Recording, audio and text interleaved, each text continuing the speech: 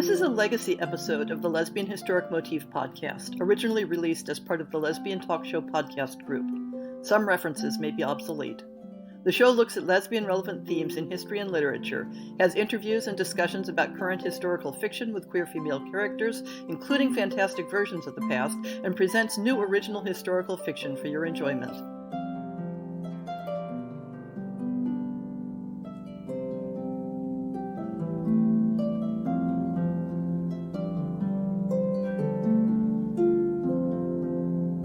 When you think about lesbians in 18th century Rome, probably the last thing you expect is parental acceptance.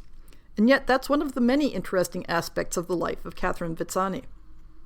Another interesting aspect is that we have a detailed record of her adventures, her loves, and her death at a tragically young age. Unlike many such stories, the tragedy wasn't a direct consequence of her sexuality, but rather of her disregard for convention in pursuing it. For the details of Catherine's life, I'm going to be reading extensively from an English translation of her biography, complete with the translator's editorial commentary. In fact, let's introduce you to the overview of her life in his words. All our passions are known to break out into very extravagant sallies, but love seems of all to be the most exorbitant, so that no one read in the history of human nature will wonder that a bare report should ever have kindled such an ardent affection in some as to send the persons thus infatuated a-wandering from one country to another in quest of the desired object, or that others have preferred the gratification of their love to duty and decency, to tranquillity and reputation. And just so you know, this is the usual literary style of the time, so settle back and enjoy the polysyllabic loquacity. We continue. The subject before me is an instance that the wantonness of fancy and the depravity of nature are at as great a height as ever, and that our times afford a girl who, so far from being inferior to Sappho or any of the lesbian nymphs in an attachment for those of her own sex, has greatly surpassed them in fatigues, dangers, and distress, which terminated in a violent death. This, the following narrative will manifest, which is a pregnant example of the shocking ebullition of human passions, yet at the same time of a most firm constancy and daringness in a young creature, though with a sad alloy of guilt and precipitancy. Our unfortunate adventurer's name was Catherine Vizzani. She was born at Rome, and of ordinary parentage, her father being a carpenter. When she came to her 14th year, the age of love in our forward climate, she was reserved and shy towards young men, but would be continually romping with her own sex, and some she caressed with all the eagerness and transport of a male lover.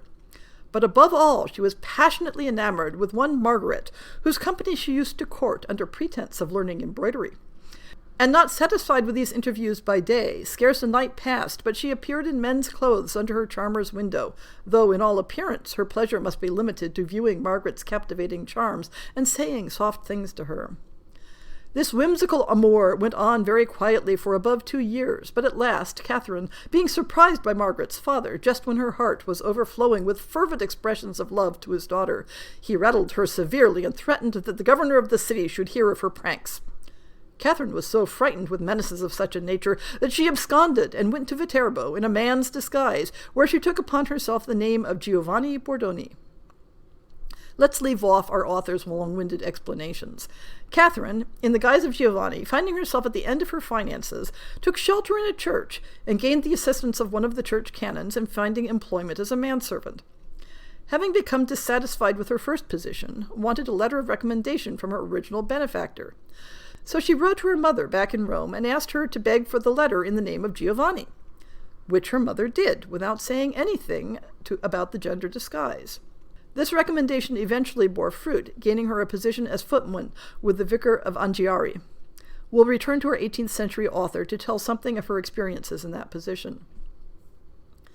Never was gentleman better fitted with a servant than the vicar with Giovanni, for besides reading, making of chocolate, and cookery, she was very dexterous at pen, comb, and razor. In a word, she was a thorough proficient in all branches of her employment. The governor, however, being an austere man, who made no allowance for the impulses of nature, or the fervour of youth, was used not to spare her for incessantly following the wenches, and being so barefaced and insatiable in her amours. She had recourse to several delusive impudicities, not only to establish the certainty, but raise the reputation of her manhood. Now, at this point we find a difference of approach between the original Italian author of the biography and the English translator, who was somewhat more prudish, because the translator notes that the original text, quote, enters into a nauseous detail of her impostures, which is the more inexcusable, they not being essential to the main scope of the narrative. These, if agreeable to the Italian taste, would shock the delicacy of our nation, end quote. We might guess at what those nauseous details might cover in the later discussion of the instrument by which Catherine gave pleasure to her girlfriends. Let us merely say that Catherine gained quite a reputation with the ladies and provoked the jealousy of a rival who attacked her and wounded her in the neck. The vicar, her employer, was not very happy with his employee's behavior, but seeing that the wound was serious, sent off to fetch Giovanni's, that is, Catherine's father. And here's one place where the story gets even more fascinating. When Signor Vizzani arrived, the vicar began, with the most serious concern, to lay open to him the particulars of his son's scandalous dissoluteness, charging it upon the want of timely instruction and chastisement, if not the influence of a vicious example. The carpenter, who could hardly keep his countenance during a remonstrance delivered with dictatorial solemnity, calmly answered that, to his and his dear wife's inexpressible grief, their son was a prodigy of nature, and that in his very childhood they had observed some astonishing motions of lust, which had unhappily gathered vehemence with the growth of his body. That, however, since such was the case, and the vigor of his constitution was not to be repressed with words or blows, nature must even take its course, and as for the vicious example you are pleased to insinuate, I hope I am no worse than my neighbours. The vicar felt this response showed a want of proper concern, and began scolding the carpenter even more vigorously. And you have to think that Signor Vizzani is just about to explode with laughter at the vicar's mistake, because the story continues thus. The father, perceiving the canon to grow warm upon the matter, put a stop to his expostulation, saying with a smile, Reverend sir, certainly you have few equals in Christian zeal, but I must undeceive you and ask pardon for not doing it before. This same child of mine, whose irregularities have made such a noise, is no male, but as truly and in all respects a female as the woman who bore her. He then proceeded to relate the occasion of her leaving home and rambling in a man's habit. The good canon was amazed at such frantic doings and courteously dismissed the carpenter. One might think that this would be the end of Catherine's employment with the vicar. But once her wound was healed, he found that rather than lose such a useful servant, he was willing to put up with her continuing lascivious behavior and continued disguise, and kept her on for another 3 or 4 years. I'll skip over several other adventures and move on to when Catherine, still as Giovanni, took on a new position and was given responsibility for her employer's house in a town called Librafrata. It was in that place that she went just a little too far. I'll let our 18th century translator take up the tale again. Among other charmers, he, that is Catherine, had the presumption to offer his addresses to a very lovely young gentlewoman, niece to the minister of the village, and prosecuted them with such ardor and success that they both grew passionately in love with each other. The uncle, knowing the temptation of beauty and the lubricity of youth, kept a strict guard over his niece till an advantageous match, which was in agitation, should be concluded. But Giovanni's person and blandishments preponderated against all other consideration, and after eluding the uncle's attention in several midnight interviews, Giovanni proposed to the young lady to carry her off at an appointed time, and that afterwards they should make for Rome, where, by means of an honest priest of his acquaintance, their passion should be confirmed and sanctified by the offices of the church. This overture was not only agreed to, but applauded as the greatest mark both of his love and virtue. To carry this scheme into execution, Giovanni had provided 2 horses, on which they were to set out very early one morning about the middle of June in the year 1743.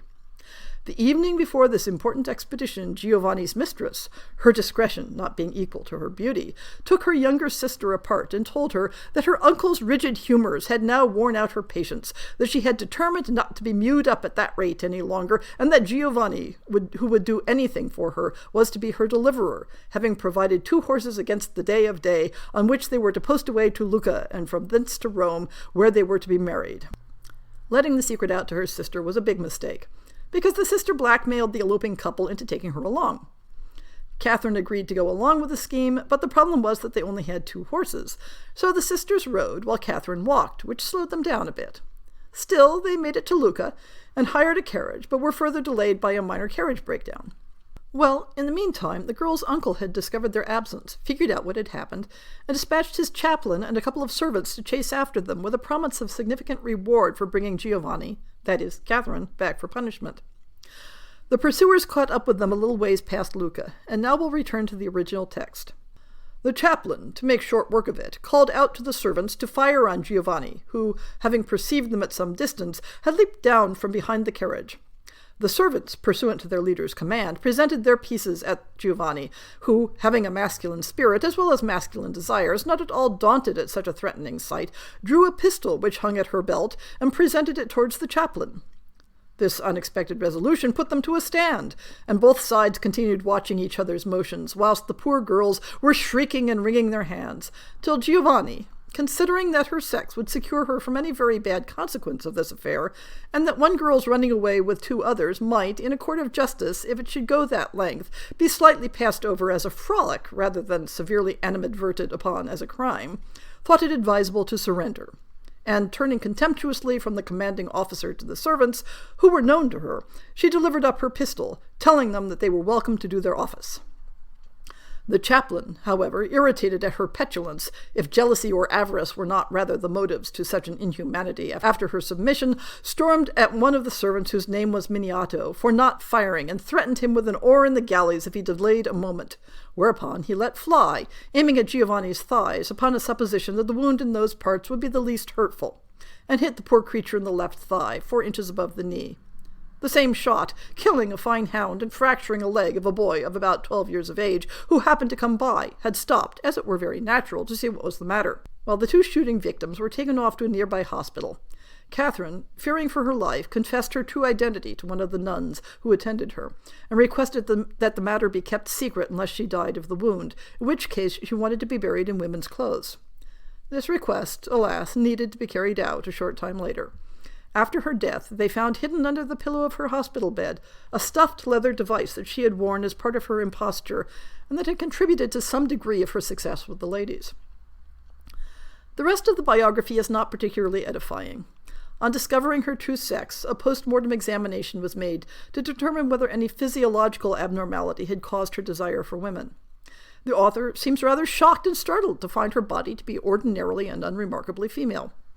During this era, it was fairly common to blame lesbian desires on certain anatomical abnormalities. The observation of counterexamples, such as Catherine Vizzani, failed to undermine this theory.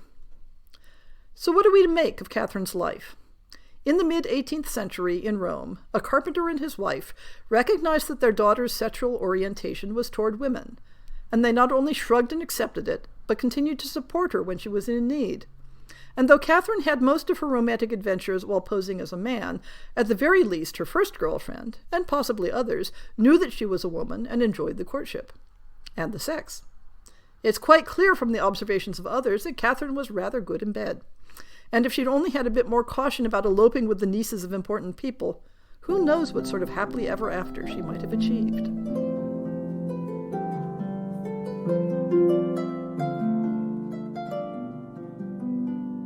I hope you've enjoyed this episode of the Lesbian Historic Motif Podcast.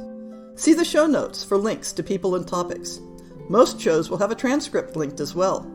If you have a book announcement, a topic suggestion, or might like to appear on the show, please drop me an email. If you enjoyed this podcast, please rate it and subscribe on your favorite podcast app, and consider supporting our Patreon.